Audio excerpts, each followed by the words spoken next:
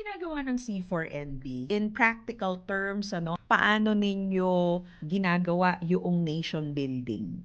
Maraming ways po, pero usually we engage them, we're the ones who reach out. So, Mm.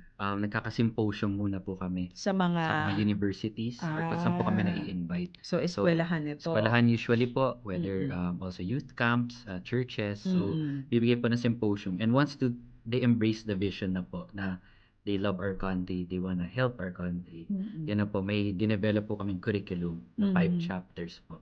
So in that, we teach them how to, syempre, help our nation through God first. Kasi Mm. syempre po, all our works are in vain po without the help of God. Mm. And then after the curriculum po, we involve them with projects.